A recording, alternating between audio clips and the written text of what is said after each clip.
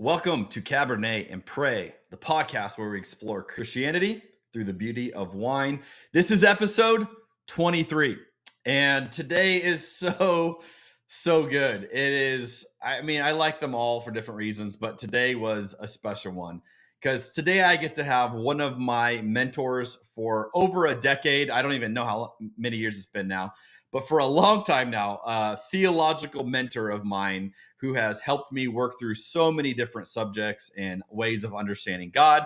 And ultimately, I would conclude have arrived at a much more beautiful Jesus-looking God through all of it. And his name is Greg Boyd. And share a little bit about Greg. He's been the senior pastor of Woodland Hills Church in Minnesota for 32 years.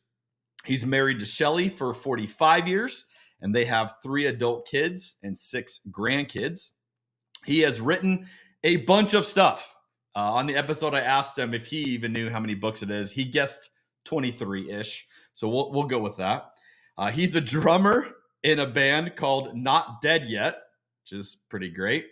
Greg has been featured throughout his career in the New York Times, CNN, NPR, and the BBC. And in 2010, he was listed as one of the 20 most influential living Christian scholars. This guy is brilliant, but he's not stuffy. And as you're quickly realize in this episode, Greg is a wild ride. It is one of the reasons I love him so much. And this episode was absolutely a blast to record. I hope you enjoy it just half as much as I did. Enjoy episode 23 with Greg Boyd.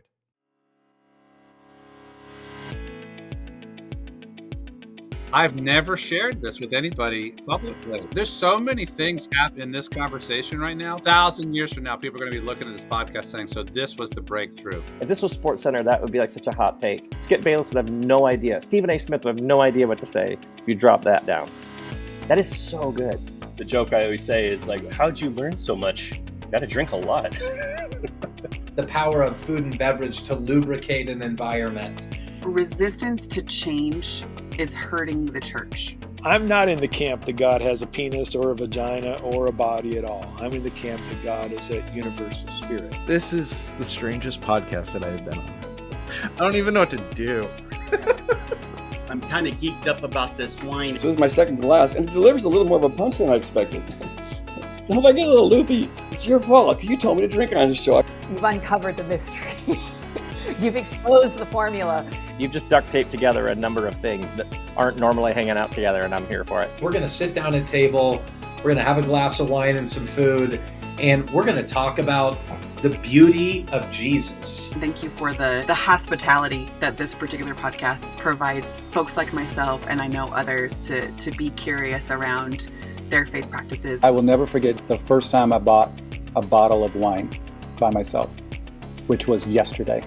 If you're familiar with drunk history, I thought it's like drunk theology. So By the way, drinking this Pinot Grigio at 3 o'clock in the afternoon is making me even more direct in my communication than I normally would be.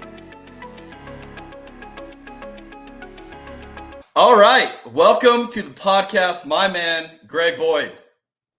Hello. Thanks for having me on. Oh, this is gonna be so fun, friends. For so many reasons. I have a deep love for Greg in my heart. And it's mutual. I hope it comes through in this episode and that you all I love you. Okay, before we begin, Greg, that sound means we need to talk about what we're drinking. So I'll go first. I'll explain what I'm drinking. Okay. Then we'll invite you to offer your very professional wine critique of what's in your glass. I'll be happy to offer it. Okay, so today I am drinking, this was gifted to me. This is called The Prisoner. And this is a pretty well-known bottle. And I had never had it before. So a friend of mine gave it to me. Thank you to that friend, if you're watching or listening. This is a 2021 Prisoner Red Wine blend from California. There's a number of grapes involved in this blend, primarily Zinfandel, Cabernet. I'm getting a lot of really great flavors on this. I'm getting fruit flavors like strawberry, blackberry, getting some raisin, and then some fun things, Greg. I'm getting butterscotch and barbecue meats. Barbecue meats in a wine. Yes, that's some subtlety of the flavors I'm getting. Well, So does that mean a vegetarian couldn't drink your wine? you definitely could, but if you may not enjoy that flavor, right? Well, no, my reasons for not eating meat have nothing to do with flavor. I love meat. Okay. Well, I just didn't know if it'd bring up, any like flashbacks. This is the way I could actually get the taste of meat in a glass There of wine. you go. There you go. You cheating, but not cheating. So that you're selling at it. Perfect. Okay, so what are you drinking today? Well, I decided for this show, as you know, I was going to drink. As you know, I'm not much of a wine drinker, and so I have a $2 thing in my bottle in our cabinet that we've had since Christmas. And I thought I'll just drink the rest of that. There's only about like this much left. And then you warned me that it would taste very, very, very bad. Mm-hmm. And so I went out and got this is Francis Coppola and his diamond collection. Okay. At Merlot 2020. Wow, and, you have way exceeded my expectations already. Well, I went to the guy. I said, I don't know anything about wine. Would you pick out something in the $20 range and tell me why it's good so I can sound smart on the show? Dude, I don't even know what these things are. So this is, our Merlot has been fragrant. It has notes of plums, currants with an ANTS, and anise with lively flavors of blueberry pie. So it tastes like anise or anus. No, that's anise. Well, I know how to pick them up. And so he explained to me how this particular wine he thinks it's the best in this price range, blah blah blah. Because when you first taste it, and you taste the fruity part kind of first. Blueberry comes up. Then it's got hints of. It's supposed to have hints of this oak wood or something like that in there, but I can't. I think when it comes to my tongue, I'm kind of the equivalent of being colorblind. Like it tastes good, but I can't like parse out why, and maybe that just takes a lot of practice. But I can't do that with wine or scotch or anything. I one time. This is my wine story, all right. Leading off of this because the best I got. But once upon a time, I knew some rich people. They never stick around very long. But they invited me to go out to dinner, and this guy ordered $190 bottle of wine, and of course, he explained that it comes from blah blah blah blah blah blah. All the reasons why it's $190, and so I have it, and it tasted good. But if you asked me to distinguish that from a $20 a bottle thing, I couldn't do it. It's good, but it's not $170 better than this one. I understand. But I guess if you are a connoisseur of that, then it kind of has a. I will say that I didn't know if I jumped the gun a little bit because I wanted to try to practice this wine thing, and so this is my second glass, and it delivers a little more of a punch than I expected. So if I get a little loopy, it's your fault. You told me to drink on the show. I never drink during the day. I wait till night. If I'm going to have anything to drink, which is why I stopped drinking wine because it interferes with my sleep. Whiskey and scotch, I'm fine. Bourbon, fine. Wine, I'll wake up after an hour's sleep and feel all buzzy. But if you drink it at noon, perfect. There you go. Greg, that was amazing. Cheers all to right, you, my man. Cheers to you. Yeah. Well, we are. I like it. It is smooth. I can say that. So at the end of the day, here's what I tell people: there's really only one question, and it boils down to there are two types of wine. There are wines you like and wines you don't like, and you start there. All of reality boils down to those two questions.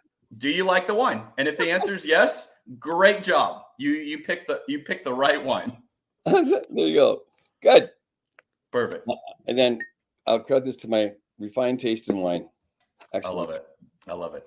Does anyone do something like this with cigars? Because I would think that'd be my thing. Is like, let's get on and talk about the cigar. But then see, it wouldn't work unless you're down where you live, where you can be outdoors year round. Because here, you have to be indoors half the time, and no one smokes cigars indoors anymore. It's like. Yeah.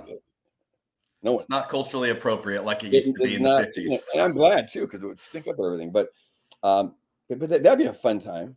I do have a few friends who are super into cigars and have joked about making their own, their own communion wine co, but making it for cigars. So we'll see if call it Holy Smoke.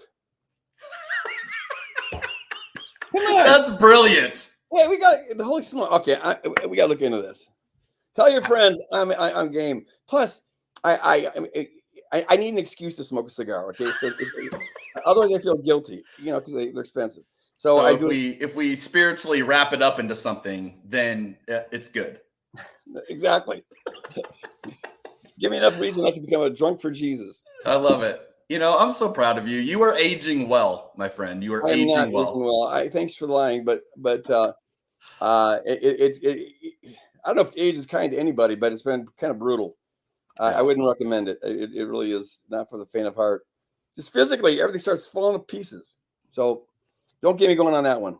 Okay, well, we'll move on to more fun topics. How about that? God will teach you wisdom in your old age as you learn how to deal with aches and pains, and you have to become more patient, and nothing works the way it's supposed to work. Well, that's a good segue. All right. Because I want to ask you a question that I ask most of my guests. All right. And it's a good frame, like a reference for people who may not be super familiar with you, to go, okay, who are we talking to here? It also shows that faith is not something, you are born with or you arrive at when you first follow Jesus and then you white knuckle it to your grave. It is an ongoing learning and openness. And so the question is, if you look at the last 10 years of your life, how has your faith changed over that span of time, last 10 years? Gosh, man, I tell you, it's so 6 years ago, after I finished Inspired Imperfection, my last book, 2018, I just didn't have any energy for academic reading or research anymore. I went back to projects that I had started, and I felt like God was calling me to let go of that, at least for a time, and to spend more time on myself, on working on my soul. Theology can be the greatest excuse for ignoring God. Ironically, it can, you're so busy thinking about God, you never take the time to get to know him. And so I spent, I have been on average spending an hour to an hour and a half a day, just walking and meditating, praying, going out in nature if possible. And man, it has had an incredible effect on my life, just in terms of mellowing me out. I realized, looking back on it, I was very driven, and I always was driven for Jesus because I want to make as much a difference for the kingdom of God as possible. But as one of the things that happens when you spend enough time contemplating, meditating, praying, is you start to get honest with yourself, or at least it's easier to get honest with yourself. And I've come to realize that a lot of that was bullshit. I'm trying to make a name for myself, try to show people how smart I am. Just like so much academics is like that. It's like, look what here's my new spin. Here, listen to me, read this. And I just don't want to, it felt like a game. I don't want to be part of that game anymore. At least it's not all a game. Things, God uses it. God uses everything. But it just wasn't for me to be doing it. It felt like a game. And so one thing that has really changed is I'm more honest with myself and with God. I am realizing I'm much more of a sinner than I ever let myself on to believe. And I think that's true for most of us. We're not very good at having accurate perception of myself. I would say that I have become, here's probably the major way. Most of my life, Jeremy, was spent, in the most abused word, maybe in any language, but certainly in theology, the most abused word is mystery, because it gets used to cover up any kind of piece of nonsense you want to cover up. If in any other discipline, if your belief system results in a contradiction, that's one indication that something's wrong with your belief system. But in theology, you get to say, "Oh no, that's just a mystery." And I came to really loathe the word mystery. I love mystery in the Bible because it's about the secret things of God and the mystery of Christ, whatever. But mystery, as it's used in theology, I became an anti-mystery person, which means I became kind of a rationalist, and everything had to make sense. And God used that, and I think it's good to try to make sense as much as possible. I know a lot of people who have had a second lease on life in their faith walk because finally something made sense. So there's a good use of that. I think mystery becomes just a fill in for sloppy thinking. On the other hand, it meant that I didn't have a real positive relationship to mystery. And I was loath to really acknowledge the mystery that I have to accept in my belief system, because it's all around. I just didn't want to really, I want to pretend like my belief system has way less mystery than anyone else's because I make sense out of things. But I don't even know what existence is. I don't even know what energy is. It goes beep, beep, beep on a little kind of mechanism that we use, but we don't even know what existence is, let alone how the creator's holding. I've just become much more okay acknowledging that I don't know shit. Really, we're like I'm preaching on that this week in my message. That won't be the title of it. I was gonna say it's the title I don't know shit, because that would be great. The title is Upgrade Your Umwelt. Oh wow! Yes, it comes from last week's sermon by Emily Morrison, who just did an outstanding message based on this book called An Immense World by Ed Young, and he uses this concept of Umwelt. And that book, by the way, is, I know you love books and you always list all that book. And man, you read a lot. I can't believe how much you read, but you want to read this one. It is so interesting. You don't know how little you know about nature till you read this book. Umwelt is simply any organism's experience of its environment through its senses.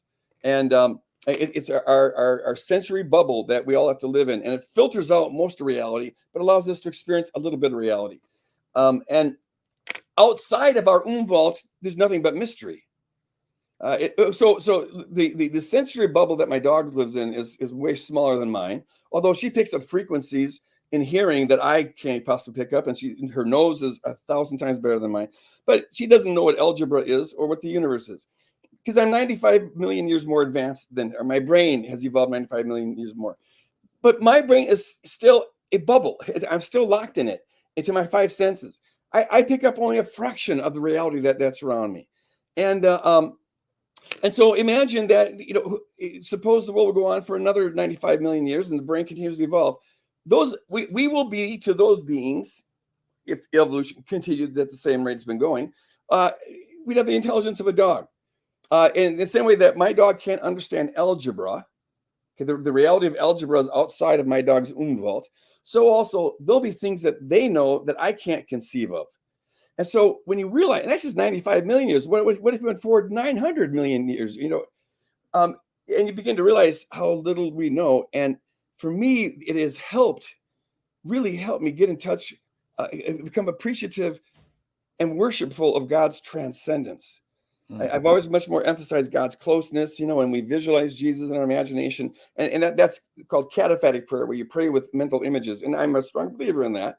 But there's also what's called apophatic prayer, where you pray without images.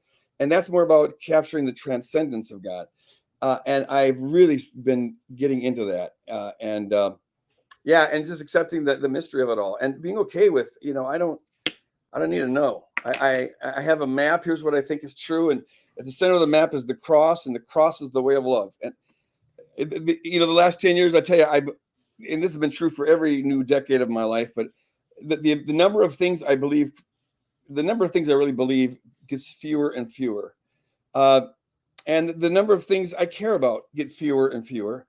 But those things that I believe and care about, I grow more and more firm in them. It's like they're more precious to me. And so, it's a more of a minimalistic. And a lot of the things that I used to think were so important, I now just see as, at best, sort of kind of an interesting game of chess. It can't. You're playing theology, like how does God know possibilities and the future? What works for me is I can't imagine. I can't conceive of how our free decisions are known as facts ahead of time. But having said that, I also, if you say, well, time's just funky and God's timeless or whatever, as long as it doesn't negatively impact your relationship with God, who gives a rip? Like at the end of the day, it's the impact it has in your life and then through you on the life of others. Otherwise, it's just playing chess. Where it's interesting kind of an intellectual sparring. The irony of listening to you say this, is I totally understand what you're saying, and I appreciate it. And I think it sounds beautiful the way you're describing. To give context, you are the most brilliant thinker about God I've ever encountered in my life. Well, thank you. But So, you need to get out more. No, I've been out, Greg. That's the thing. And I've talked to a lot of people, and I was telling my kids this morning, I was dropping them off at school, and I was telling them about this podcast today, and I was just looking forward to it.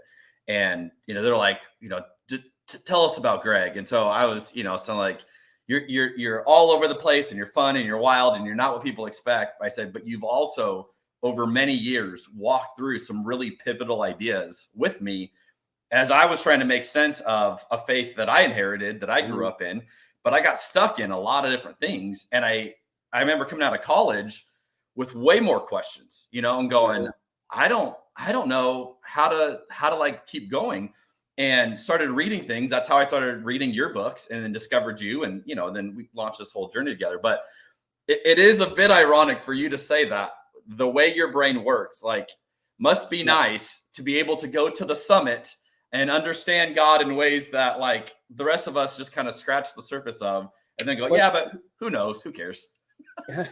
Well, listen, I appreciate those kudos. That's really, nice of you. But Thomas Aquinas, he's the one he is the angelic doctor. He's called in church history, the quintessential theologian. He wrote, these 2 volumes that are multi-volume works, Summa Theologica, Summa Contra Gentilis, and they span, just enormous. He died at the age of, in his 50s, I think it was, but in his life, he wrote without on parchment these volumes, and they're brilliant. I think somebody thinks he's talking nonsense and whatever, but he is the one who was most into all this. But just prior to the end of his life, he had some kind of an experience, and I've never I looked into this deeply, but I to see what was all behind it. But he had, and if I recall right, it was some kind of an epiphany that he had during a service, a communion service that he was leading, and he said, everything I've ever written is rubbish.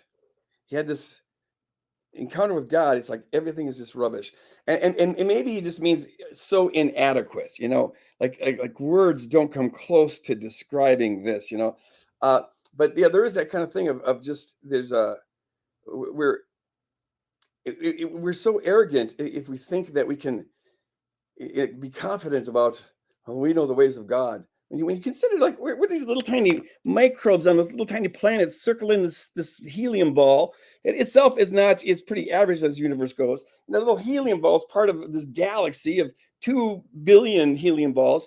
And that's one of 2 trillion galaxies. So far as we know. And that keeps on growing and doubling every couple of years. When we get better,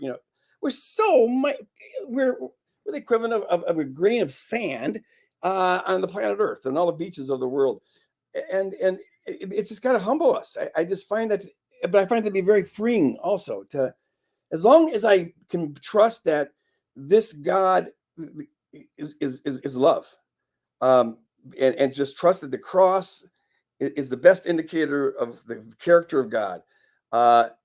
Everything else just seems to me to be gravy. It's because if I can trust that, Jeremy, then God's going to do right by everyone and everything.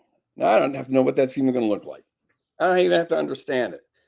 It's like it's enough for me to trust it.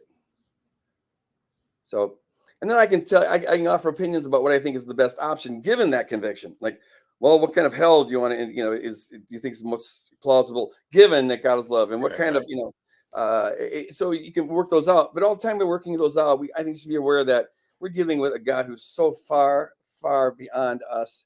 It's even John in the book of Revelation, when he talks about the one sitting on the throne, he never describes him. He says he has the appearance of jasper and ruby. Well, that tells you a whole lot, doesn't it? It's like, whoa, it's like indescribable, the infinitude of God, the God who has no bounds, who holds everything in existence moment by moment, every molecule throughout this entire universe. It's just, and so I think worship is very close to awe, and it's really good to work at having a conception of God that is awe-inspiring. That's awesome.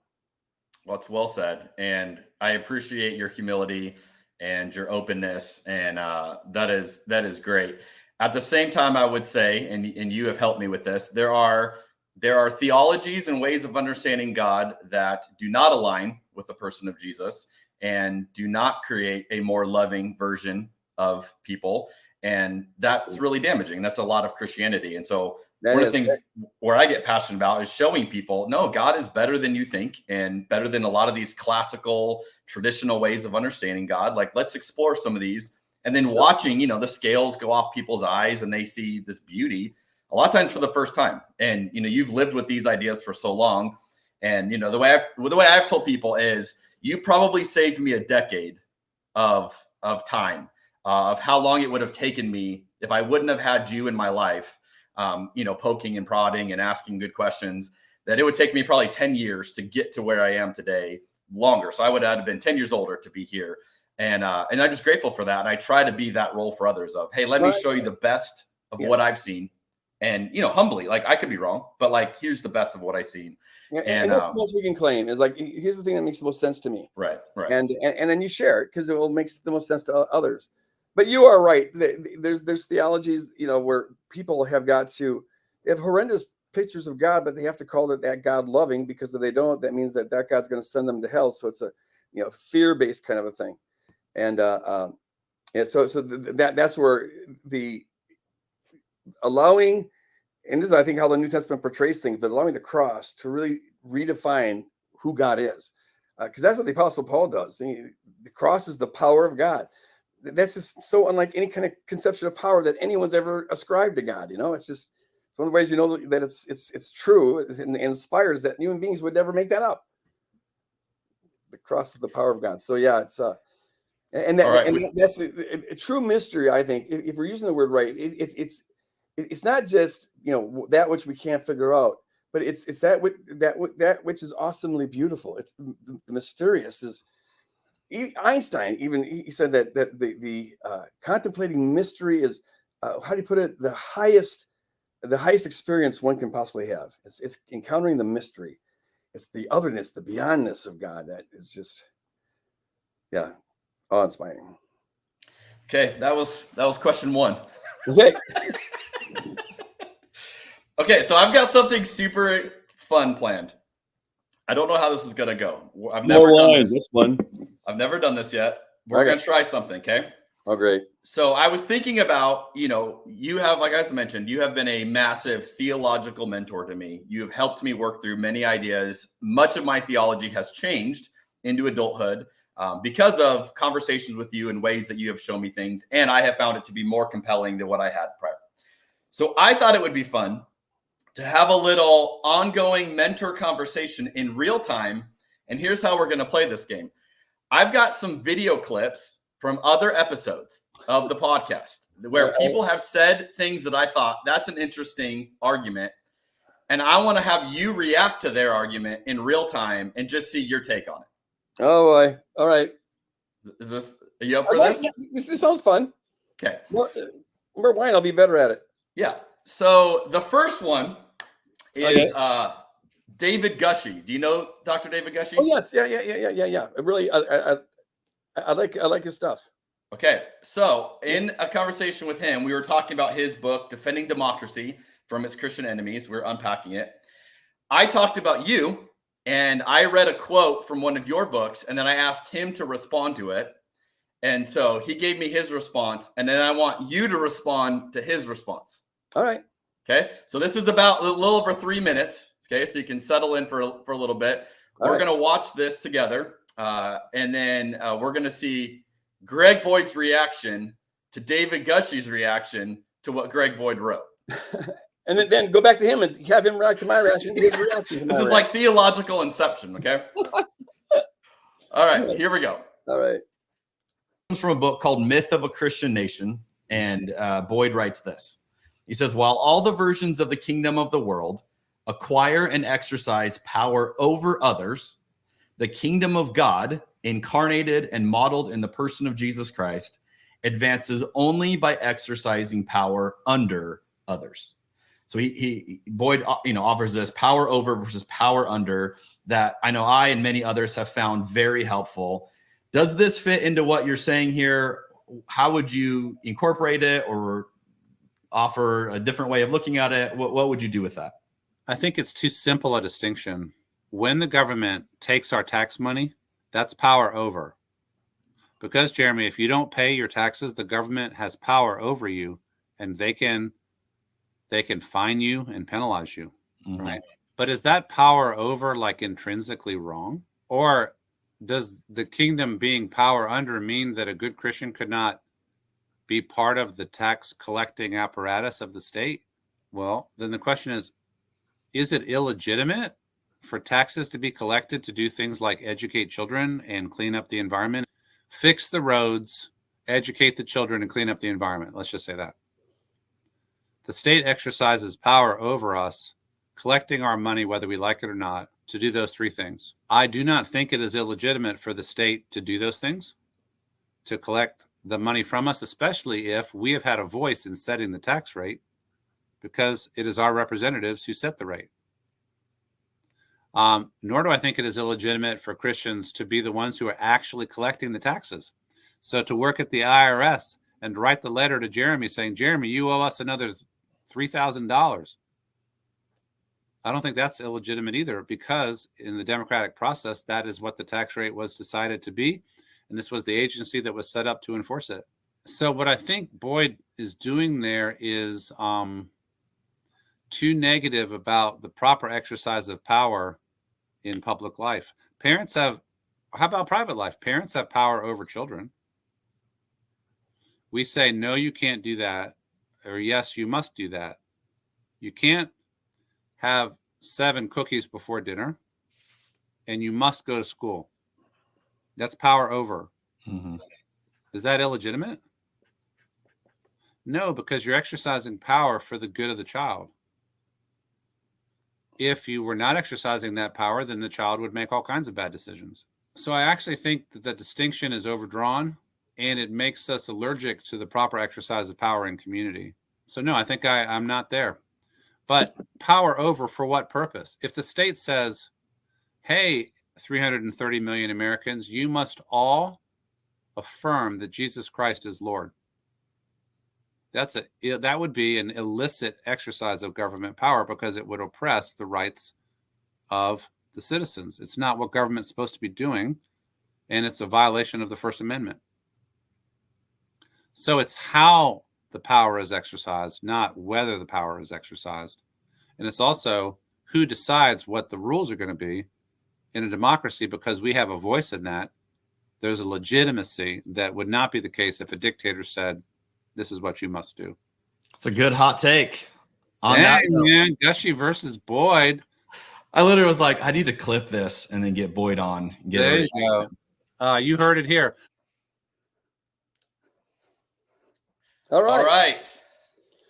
Well, yeah, see, I don't know that much about David, apparently. I read an article he had written where he was talking about the motivation for kingdom ethics, and came to the conclusion that we should be doing it as an end in and of itself, instead of being consequential, and which I totally agreed with.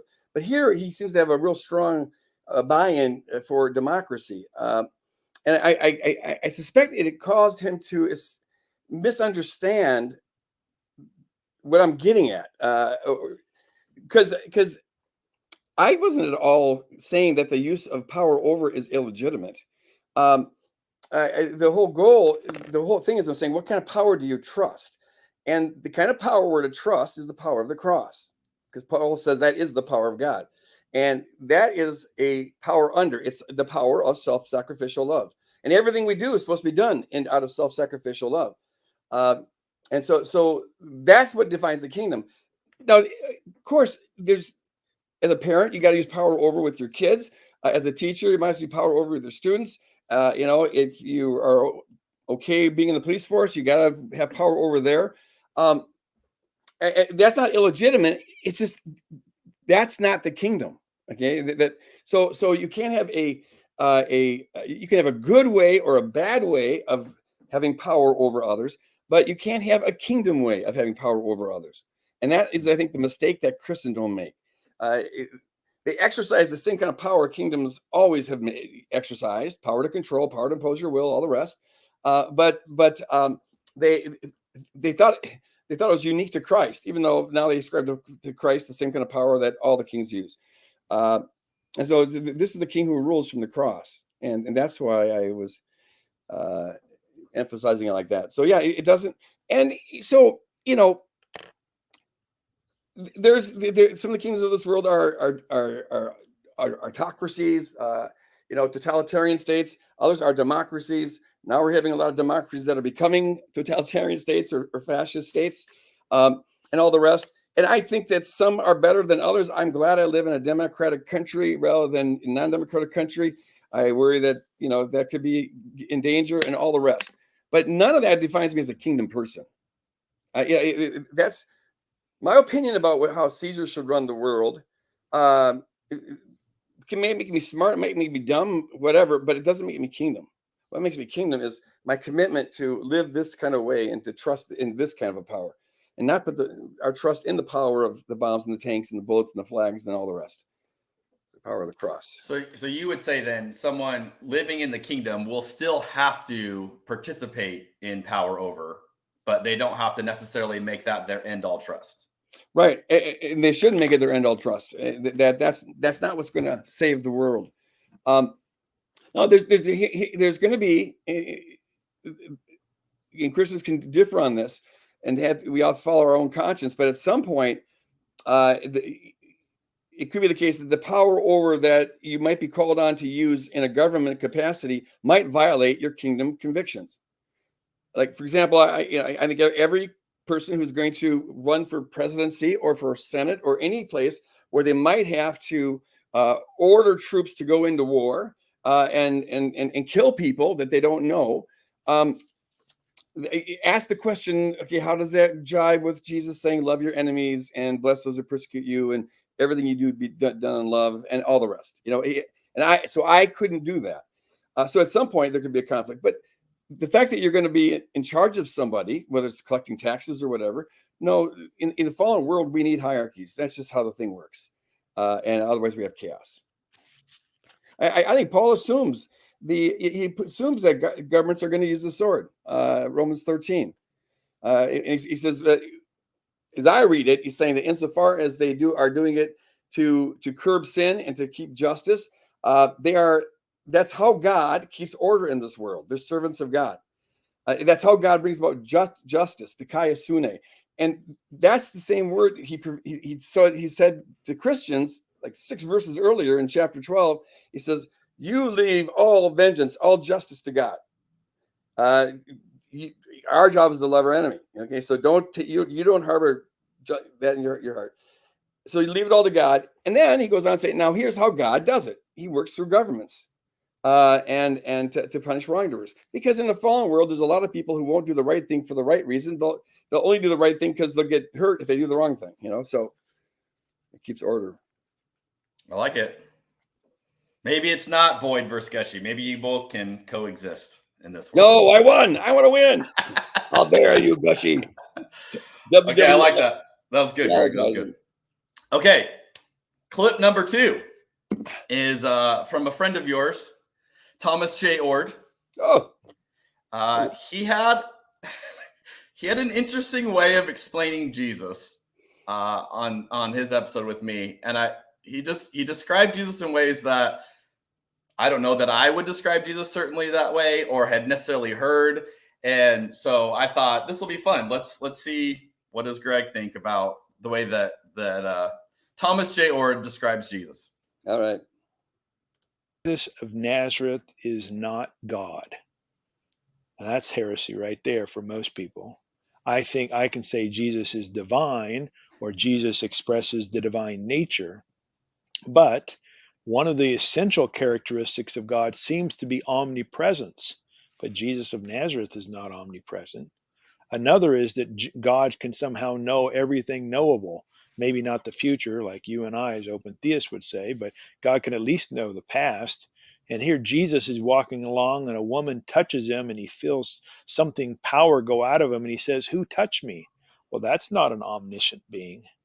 So we have this Jesus of Nazareth who doesn't have some of the classic characteristics of God. And another one would be that this individual has a localized body and God is bodiless. You don't have to end up saying point blank, Jesus of Nazareth is God because his body is divine or something like that. Yeah, that phrase, exact representation, reminds me of a jacket I wore in high school. On the inside cover, on the back, where the label was, it said genuine imitation leather. This is not imitation leather. This is genuine. And think about that phrase, exact representation. Represent means that it's not the same. It's a representing of something. If I say I'm going to represent the United States at the Olympics, I am not the United States. I'm representing something that's other than myself. So we've got a really weird thing going on. The translators are saying one thing about exact and another thing is a representation. So I interpret that something like this. Jesus gives us the clearest revelation of who God is and God's nature. And that's not the same because it's a representation according to the text, but it's the closest thing we've got. What do you think? Wow. Well, I'm a little surprised by that. It's okay. I've always this kind of thing where I suspected that answer was very honest, and I really appreciate that. I've thought that that's given his system of thought, which is, so far as I can tell, a process paradigm. I never could see how he could have an orthodox Christology. I asked him this one time about, what do you do with the Trinity and the eternal Son, and he really kind of hedged and hawed and whatever, but he was still trying to stay within the language game of Orthodox Christianity. I think because at that time he was still teaching at a Nazarene seminary. But he seems like he's cut the tether with, if you don't have if you don't have a fully God and fully human Jesus, that you don't have by definition Orthodox Christology, and I don't know what you do with the Trinity. And so you're talking about what I think is the very center of the Christian faith. That and then the idea that the world is created ex nihilo, and that's also something he denies. I think the reasons he goes in this direction are unnecessary. But in anyways, my response would be that I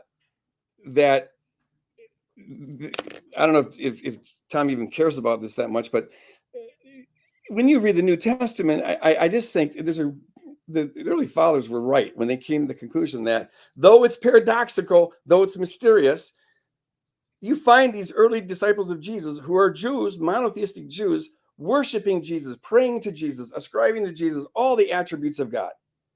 And yes, as a human being, he wasn't omniscient, he wasn't omnipresent. But I don't know how Tom gets the inside knowledge that God can't do that. Because I think God, if he wanted to become a human being, could do that. But I don't think that could happen in Tom's metaphysical system. It would completely violate the Whiteheadian principles, which I think where God's bound by metaphysical laws and all sorts of things like that. So yeah, that is I am surprised by how it was almost kind of stunning. Like Jesus is not God, and I appreciate the candor of that. But if he's not God, then of course it'd be blasphemy to worship him. But I'm preaching through the book of Revelation right now, and I'm just loving it. This book that I used to just really not like at all, and now I'm just so getting into it. But one of the unique things it does is when it talks about the one who sits on the throne. Okay, so this you never pictures God. Okay, it's just ruby and jasper. Okay, but then there's the slain lamb, who also is sometimes around the throne or in the throne or sitting with him on the throne. And he also is worshipped, and he also claims to be the Alpha and the Omega, the beginning and the end. He's worshipped in contrast to the beast. And it's John's symbolic way of saying that, God is infinitely mysterious in and of himself. Who can conceive of God, the uncreated, boundless being? Nevertheless, he has completely identified himself with humanity in the person of the Son. He became a human being. He emptied himself to do it. Philippians chapter 2. He set aside, as I take it, he set aside whatever he needed to set aside as God in order to become a full human being.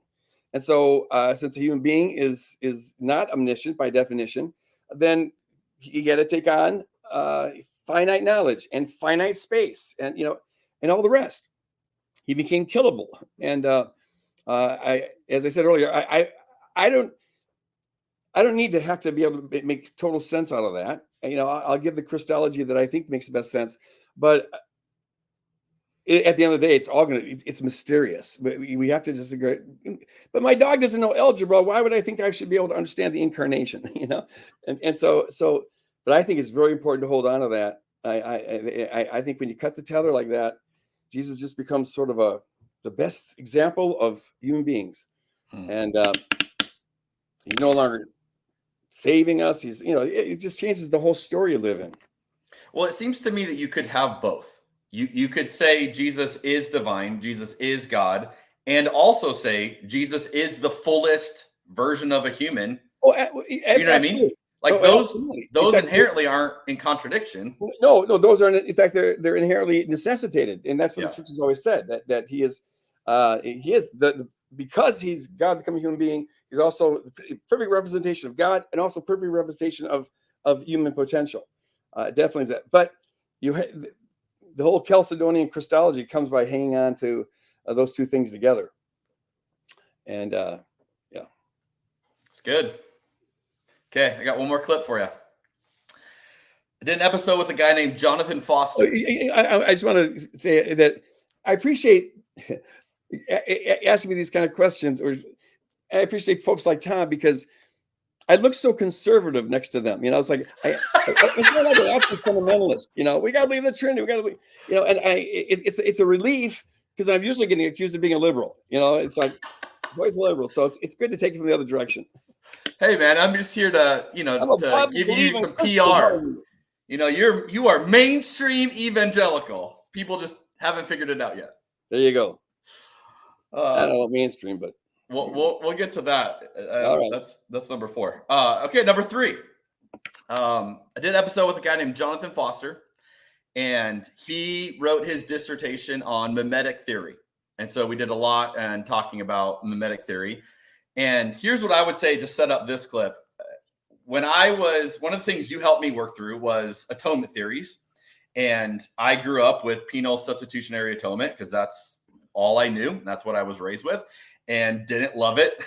Didn't sit well with me, but didn't really know when I was a kid, especially, that there were other ways to understand it. You helped me work through, hey, here's some other ways.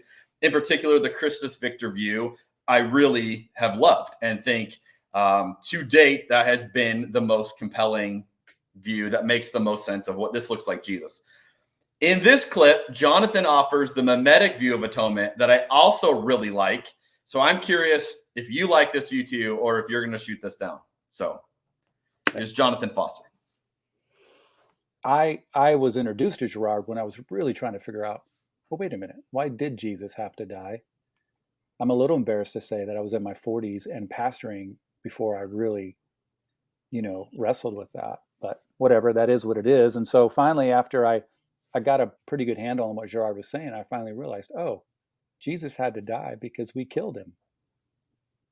It's just what we do.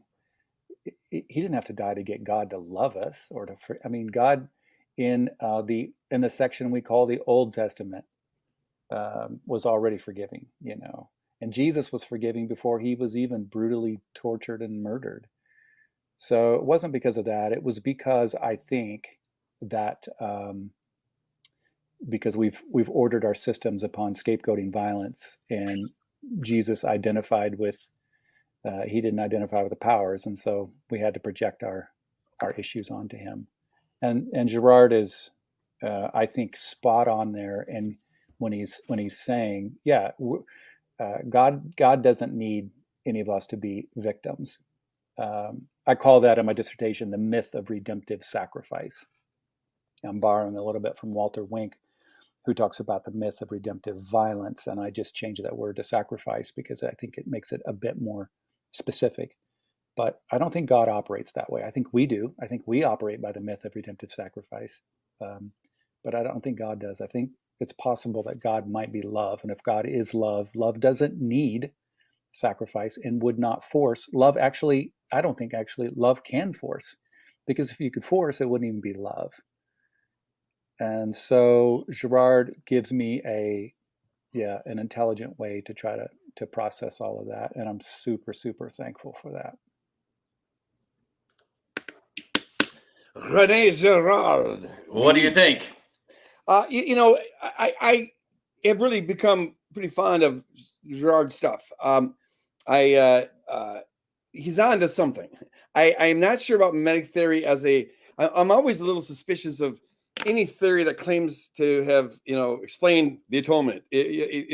Like we can translate all of that into this kind of language. So I'm suspicious of it as a total meta theory, but there's something going on there. And I learned, from reading Girard about how unique the Bible was, because he claims it's the only piece of ancient literature we have where it takes the side of the victims and it sides with the oppressed. And that's why then you have the tradition where you expose the scapegoating mechanism. And so there's something to that. And I even like those Girardians who employ, like Walter Wink, who employ the language of the powers, the New Testament principalities and powers and rulers and dominions. And they see that as sort of the, at least the way Wink works it out, is that's sort of the group mindset of what happens when we scapegoat, the interiority of a groupthink. And there's something to that. In fact, the only thing I would add is that, and this is where so many people get off, but I think Jesus and all the New Testament authors, they ascribe agency to the powers, and that they're intelligent beings. They have designs and schemes against us, and you lose that if you see the powers as just an extension of us, as what you have with Walter Wink and stuff. And the way and this goes to why Jesus had to die. Yes, he died. He had to die because we killed him. And I totally agree that there's no vindictiveness in love. The Father didn't I need to punish somebody to get this off my chest, like some kind of rageaholic, and you just got to hit somebody because he's angry. Nothing could be further from the truth than that. But there can be situations where love requires a sacrifice. Love doesn't require the sacrifice, but love is required to make a sacrifice because of the situation. And the situation that the New Testament presents is that he's got this humanity that he wants to be his bride. And this bride got herself kidnapped by the principalities and powers, by the powers of evil and destruction. And now we are enslaved to this. We're enslaved to sin. We're enslaved to the destruction, and we need to be freed. As I understand it, it was only that radical revelation of who God is and radical sacrifice on the cross of the Almighty Creator God becoming a human being. That love was the light that pushed back the darkness. It was the atom bomb of love that blew apart the kingdom of darkness, caused evil to self-implode on itself, and so on and so on. So yeah, answer yes, yay, to the most part. I just add, I think it makes a difference whether you see these agents as agents. That do you ever feel that the Christus Victor view, and this is where I sometimes get a little bit foggy. Doesn't it feel sometimes we're giving too much credit to Satan? Why are we saying Satan has that much power? Why are we acknowledging we've been kidnapped? It feels at times to me we're giving too much credit to Satan's power, right? God lost us. You know what I mean? Yeah. Well, the way 1 John 5:19, Satan has control of the entire world. 4 times in the book of Revelation, he deceives all the nations, all the inhabitants of the earth. Jesus calls him the archon of this world. Archon was a term that was used for the highest ruling authority in any region. And John 12:14 and 16 says Satan is the archon of this world, the CEO. That's quite a bit of authority. Paul says, Ephesians 2:2, he's the principality and power of the air. And the air was, in first century cosmology, the domain of authority right over the earth. So he's the authority over this earth. And if you just look at this world, it is so screwed up, and it's getting more and more screwed up.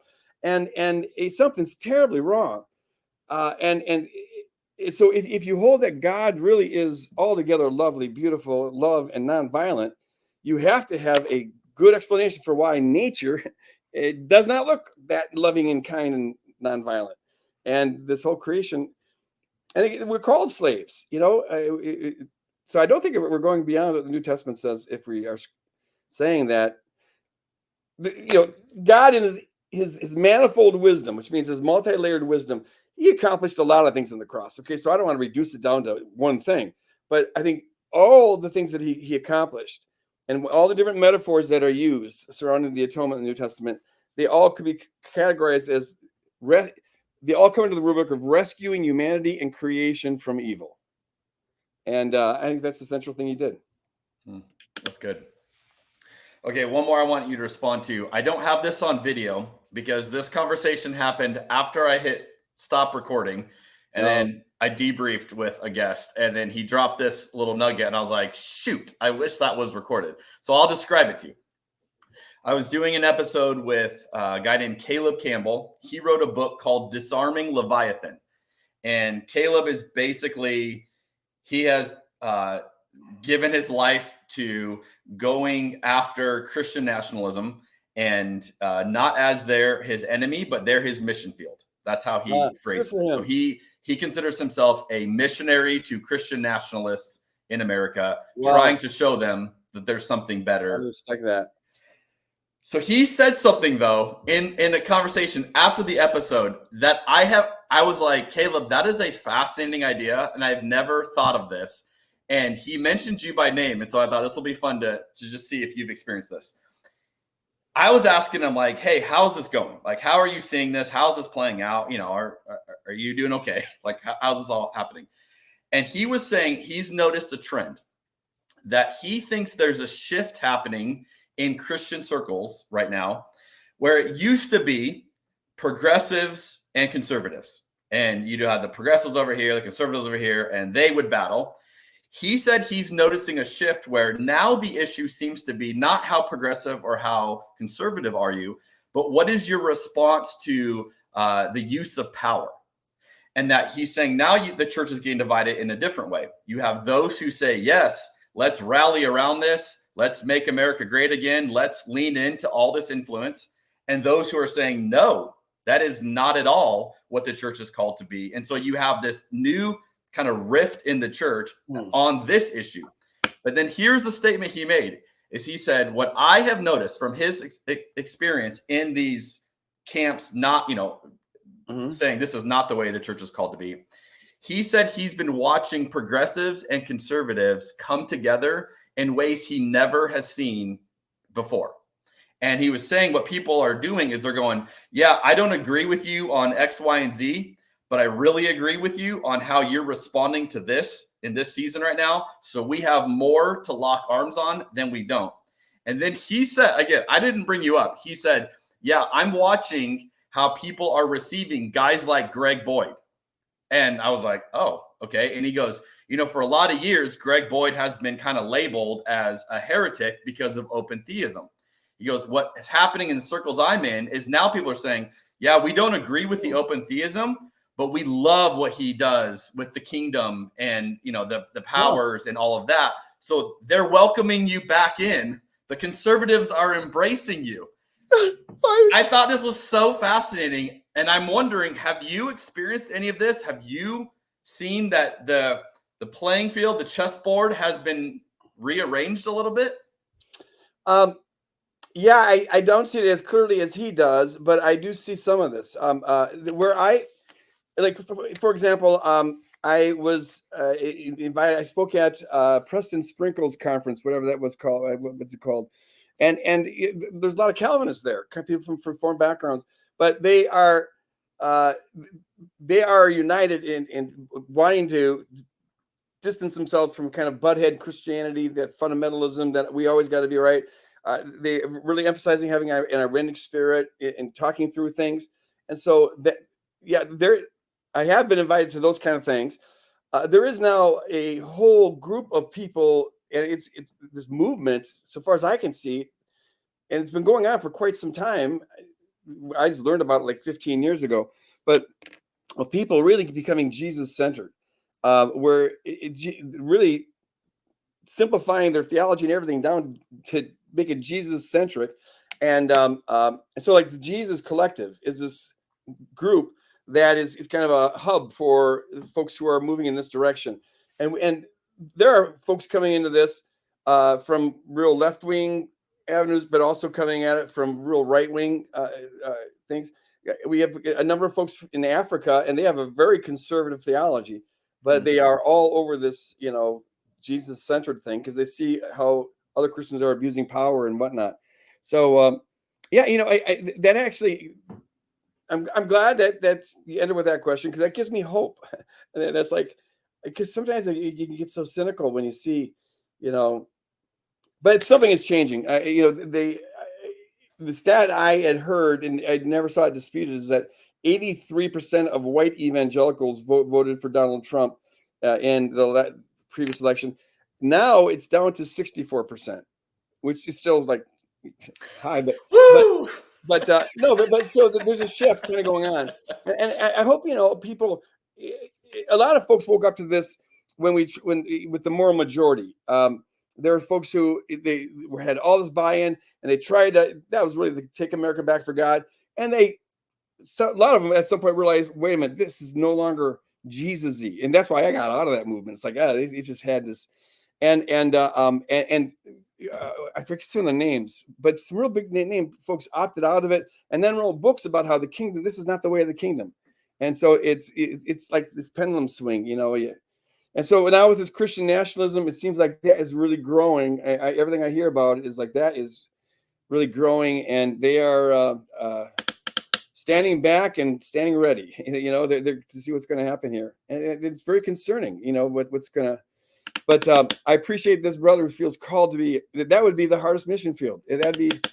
I mean, that would be. What's so interesting? When I interviewed him on the podcast, he had a giant American flag behind him. And he was wearing a USA hat, and he had all of these icons that you would expect. You're a huge Trump fan, right? But that's how he reaches his mission field. So he's very intentional to say, like, no, I'm going to go in and talk about things I love about America, to build a bridge with you, to then try to lead you to something better than what you have, settled into. Yeah, that's fantastic. That's fantastic. So I've come to, there's so few things to have hope in this world. I mean, everything's becoming unraveled. Everything from culturally, socially, politically, ecologically, we're in some deep trouble. And of course, ultimately our hope is in Christ and the promise that He's going to transform this world and bring about the kingdom on earth. But when you see people who do get it and who are trying to live faithfully, and walking humbly, and they're not opting into the cycle of sacrifice and violence.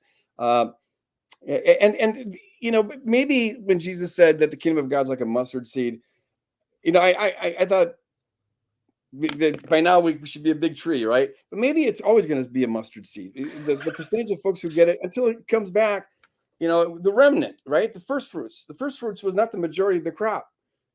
I never thought of that before. We're called first fruits, right? Of the harvest, the whole humanity. But the first fruits was never. That was just it was never the majority of the crop. It was picked first because it was ahead. So the most we can do is bear witness to this other kingdom, and there's a better way to live than the hateful way you're living now. Hey man, your stock is on the rise, my man. My stock is on the rise.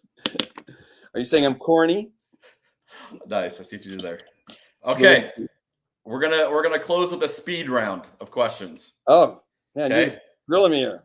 Yep. So these are easier. Those other ones were heady. These you just fire off whatever comes to your mind first. Okay, it's dangerous to say that to a guy who's got ADHD. Oh, I have a son that has ADHD. This is a true story. This should also encourage you. He's 8.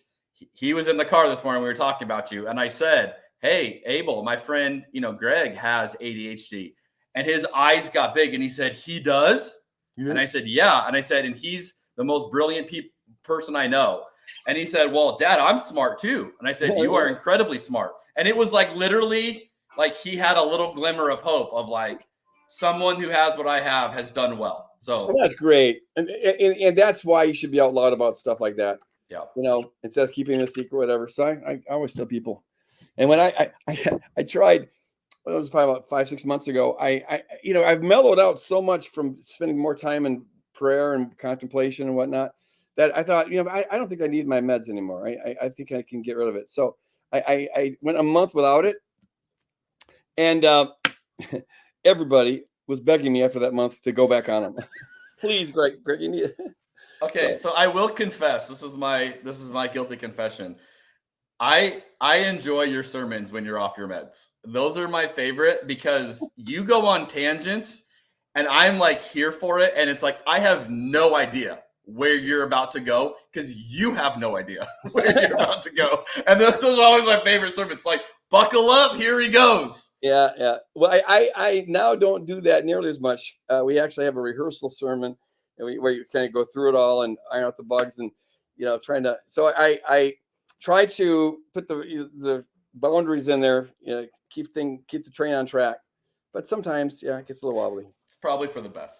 All right. Speed round. Here we go. What is something you used to believe that it turned out later you were wrong about? Gosh, a lot of things. The rapture comes to mind. Okay. What do you see as the main issues facing Christianity in America today? Keeping the kingdom holy, keeping it distinct, not allowing it to get wrapped up into to stay free. I'll elaborate. You said short, but I don't know how short you want. No, you can elaborate. It's fine. Okay. So it's maybe I should put it this way: being a peacemaker.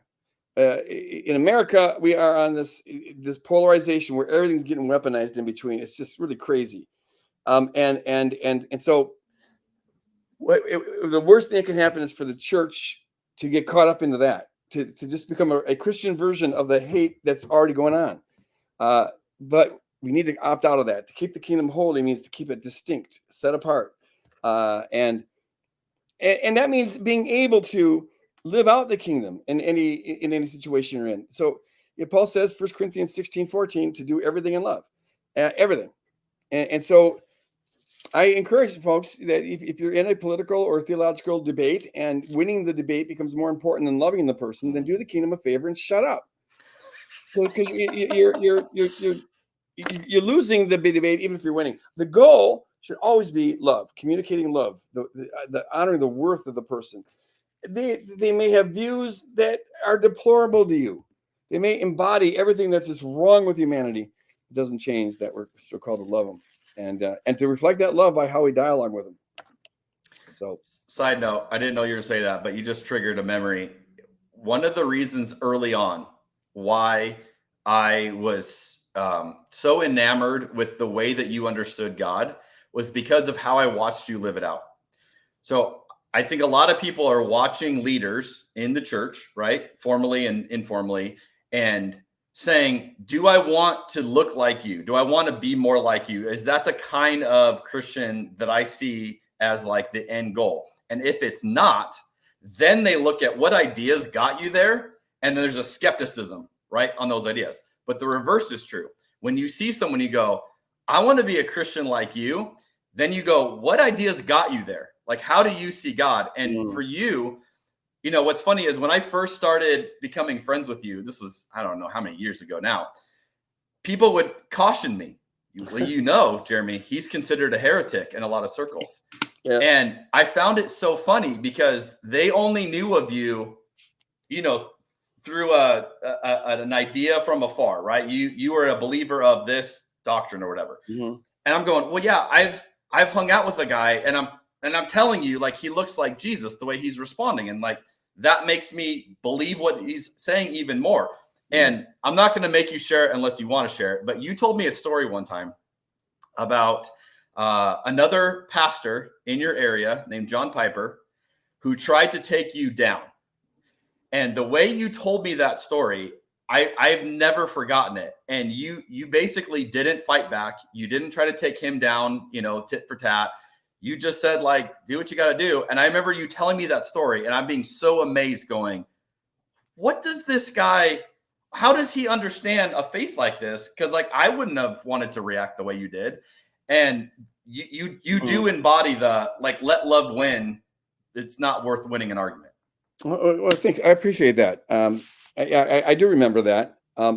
It was, I don't know if this is a specific story you're talking about, but this is where that hit a pin where I was most tested, because there was a point where at first, okay, so there's a move to get me fired from Bethel, and our church kicked out of the Baptist General Conference and whatnot. It went on for 2 years. And the first year was kind of exciting, because I like to debate, and we're having this, just, and I never really thought that if I lose my job, I still had Woodland Hills. I wasn't, that worried. But by the second year, I began to kind of get sour on it, because I came to realize that, I had to go to all these different meetings, answer these questions, appear before different pastors' committees, whatever. And by the second year, I began to realize that when I give answers to their questions, they're not even listening. All they're doing is looking for, at least a lot of them are looking for ammo and things they can use against me. They want to win. They don't want to dialogue. And it's not healthy to engage in that for too long. There's a religious spirit of rightness that can just start to, and this isn't about John Piper at all. In fact, John and I have always just been real cordial. I've never sensed any animosity from him.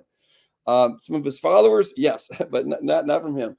But then I at one point I got a notice from Baker Publishing that certain pastors were going to bring a lawsuit against Baker for defaming their name by associating them with the same publishing house as me.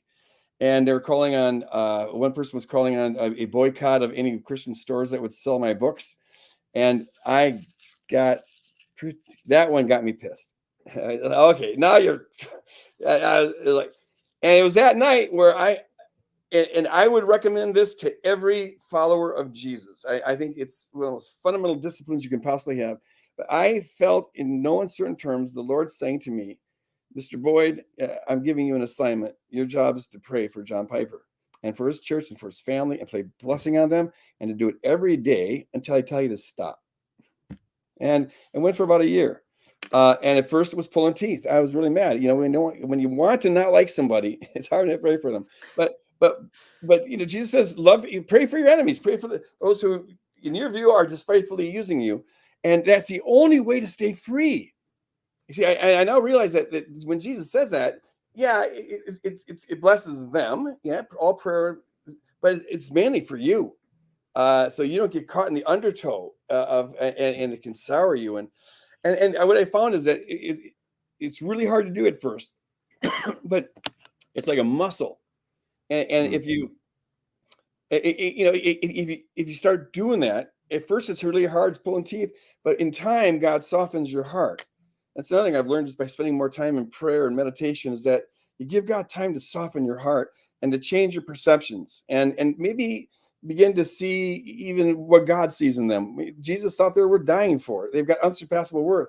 Can you see the preciousness in them? You don't agree with their views, and maybe they're going to cost you your job, but agree with God about their worth. And that was just, it ended up being so liberating that that's a practice. I always tell people, take the one or two, no more than 5 people or groups that you have the hardest time not hating, or the hardest time loving, and commit to praying for them.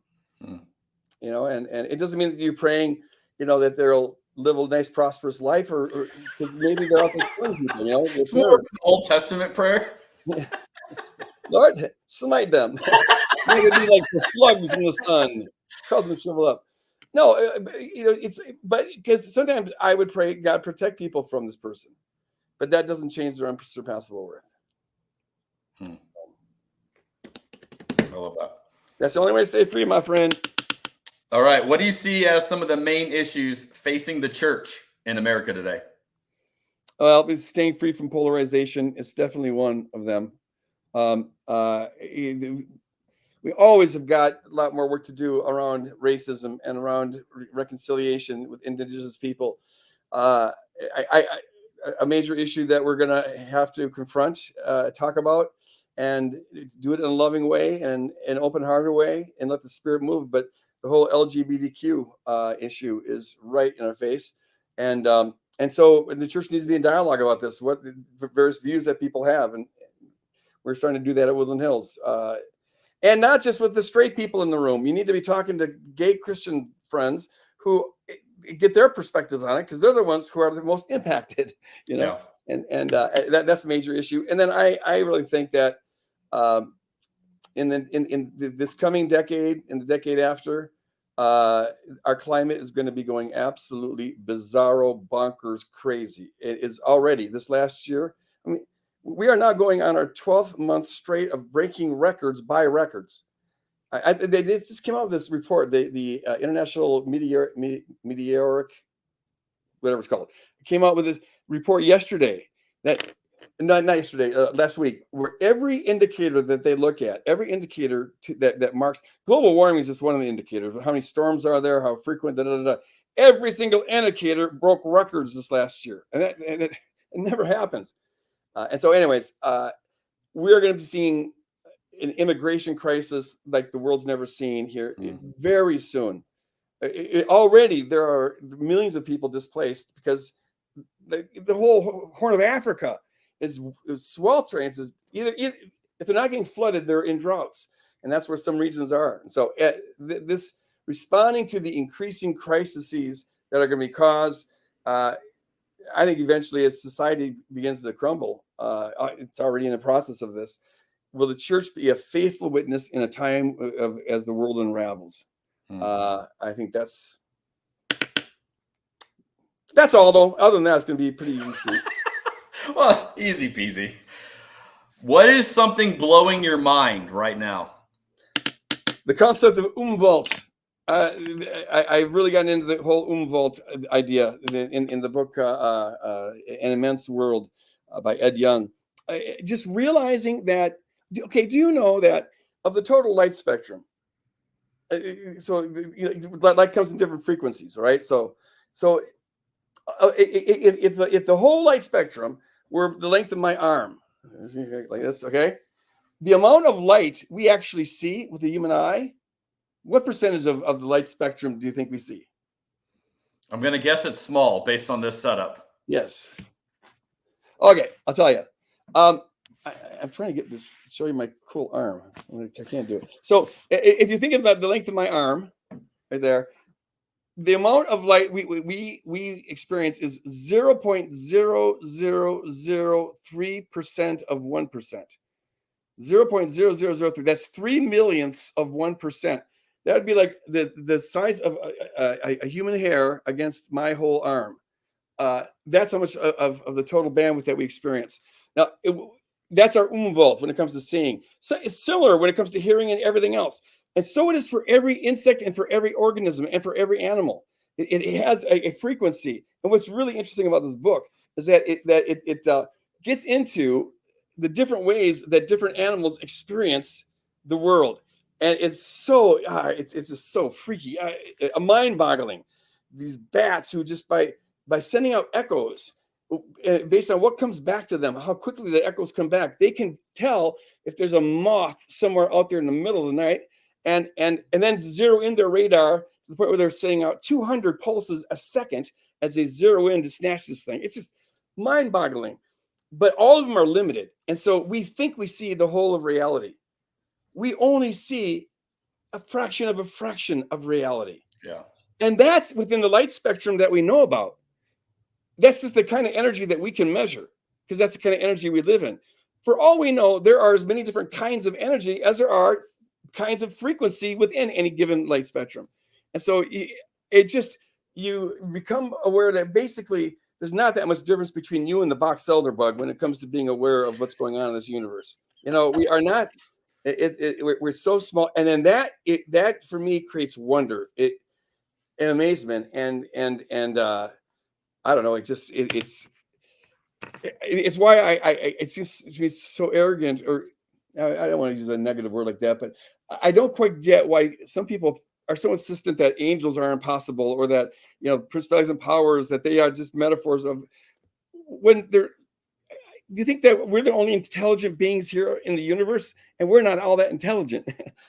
It's like there's other dimensions. We know, even within our own light spectrum, there's all these other dimensions. Right now, there's radio waves going right through us, thousands and thousands of television stations and songs and whatnot, but they're just not on our frequency, so we don't notice it. That blows my mind. The wonder of creation. I have to read this book. It's a good one. What is a problem you're trying to solve right now? A problem I'm trying to solve right now. There's certain theological, the LGBTQ thing I'm working on. Oh no, here's the main thing though. I'm not really trying to solve it. It's more of a mystery. I don't quite know. If you really look at the world as it is right now, I look at the science of it and whatever, we're heading into this really dark future, and I'm wondering I don't know how God's going to wrap this whole thing up. How far down the road is he going to let us go? Would he let us go extinct before he resurrects the whole thing? We have no idea. I have no idea. How does that relate to the whole, in the New Testament, we're taught to live with the sense of expectancy. He could come at any moment. And that was a part of my Christianity. When I was first a Christian, that was everything. Jesus is going to come back, and we thought he was going to rapture us. And it was so real to us. It was like so. And then I lost that. I kind of burned out on it, and I came to realize how the exegesis just wasn't there. But in the last several years, I've recovered that, not because of the Bible, but just because of looking at the world the way it is. And it's got me thinking, so we should be living as though we could come back any moment. And so we should be faithful to the end, and, be all the more intense because of this. But I find that that's really easy to do if you take an honest look at the state of things right now. It's there's a great podcast. Can I advertise other podcasts on this podcast? Totally. Well, it's one that it's not a Christian podcast. Oh, then no, we only talk about Christian things here, Greg. We're very limited. It's called The Great Simplification.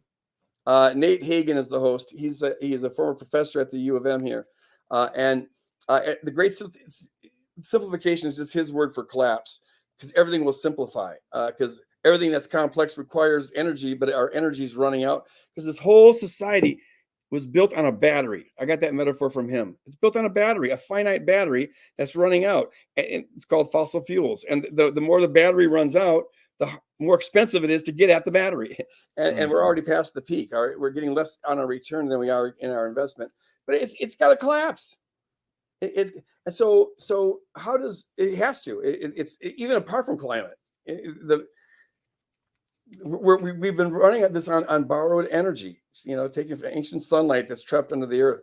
So how does that relate to the second coming? How is Jesus going to wrap this up? I don't know, but I have recovered that living with that existential expectation, but not fear.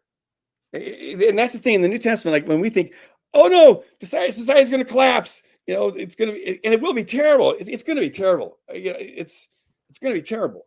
But that's not terrible isn't the last word. And in the New Testament, they know it's going to be terrible, and Jesus warns out how terrible it's going to be. But in the end, they're praying for it. Come quickly, Lord, because that's the only way this world's ever going to be set right. Yeah, it won't be right until then. And you get to the point where you're so sick of the violence and sick of the injustice and the hate and the stupidity, and that it's like, come, Lord, just. Well, death precedes resurrection, right? Yeah, unless the seed falls in the ground, you cannot. So that may be true of the whole thing. This whole thing's got to collapse. Babylon must come crumbling down. before the heavenly city can be introduced into this world.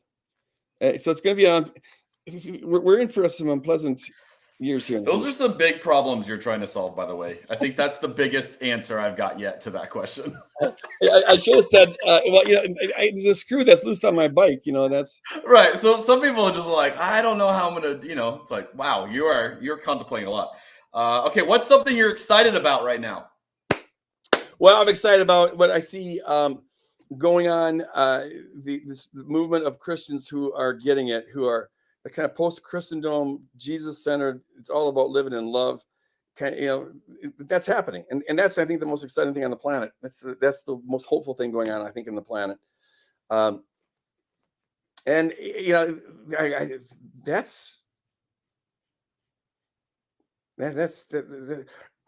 excited for this week's sermon. I mean, I actually am loving pastoring more than I ever have. It's really weird. I think not having let go of the academic stuff, I am more focused on just the church, and I'm more concerned just about being the church and being disciples. And and part of that's my awareness that this is coming to an end. Part of it's that I'm 66 and I'm coming to an end. But either way, I'm excited to do that. And that's always exciting. That's cool. Everything else about the world is pretty depressing, though. Keep your eyes fixed on Jesus, baby. It's the only thing you got going for you. All right. Is there anything else you want to add that I have not asked you about that you just thought we gotta get this plug in there? What is the correct pronunciation of this? Is it a berry that this thing was made out of? I thought it was anise. Anise. Anise, is that a berry or herb or what? I'd have to look it up. I think it's a fruit, but I'm not 100%. ANISE. Yeah, I'm not 100%. That's an obscure one. CURRANT. Well, look at that, ladies and gentlemen. Boyd stumped Jernigan on wine. It's not hard to do. The only time I've ever heard that word used is describing a wine, and it's used often, but I couldn't tell you what that flavor is. So wow. And so, can I ask you, how is your ministry going? I've never quite had a clear, because I'm not a wine drinker, so I've never had a quite clear understanding. But I love the idea that you get the people together, talk about wine, and somehow bring the gospel in that. How's that going? The podcast has been amazing. I have absolutely loved having an avenue to have conversations with people. And basically, here's how this whole thing got started is when I was a lead pastor in Oregon, we would take couples from the church. My wife and I would take a couple from the church out to a winery on a Saturday, have an amazing experience, wine tasting, talking about life. I mean, just incredible conversations. But here's what I noticed. The next day I would see him at church, and they would be prim and proper, put together. Good morning, pastor. And it was like, what happened to the person yesterday who was so fun and real and raw and we did all that life? Why are you this now? And I just realized for a lot of people, when you go into a formal church setting, there's certain cues, right? Like I say this, I don't say this. I act this way, I don't act this way. And you get them out of that and you get a glass of wine involved and people felt very open. So my brilliant idea was, what if we had people who, like you, don't normally drink wine, and just said, hey, let's talk theology, let's talk life over a glass of wine and have some fun with it. And so that's kind of the essence of it. We're into our 20s now of episodes. I have absolutely loved these conversations. It's been a joy. That's good. Well, you're a good host. I mean, it comes natural to you. Well, thank you very much. Conversationalist. Thank you. I appreciate that. That's excellent. Okay, Greg. So if someone is listening to you right now and I like this guy, which hopefully you like this guy because I like this guy. Where do you want them to go? How do they connect with what you're doing? Well, you can find me at renew.org, REKNEW. We have a podcast there. And you can hear me at Woodland Hills Church, whchurch.org. And we have all my sermons archived there. And you can find my books at any local bookstore. You've written one or two, right? Yeah, a couple here and there. Do you know the number?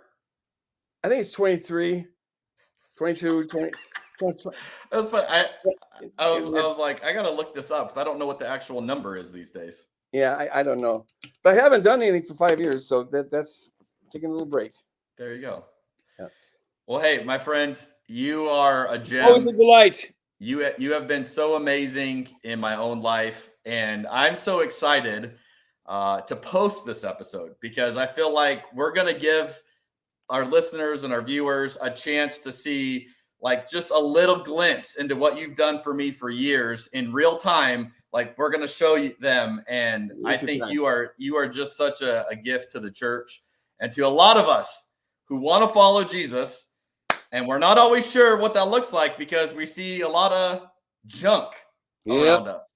And you have been such a good voice for that. So thank you for your faithfulness. Thank you for taking a few hours out of your day to do this. And thank you for going and buying a nice bottle of wine to humor me. Thank you for giving me an excuse to get a little tipsy in the afternoon. Appreciate it.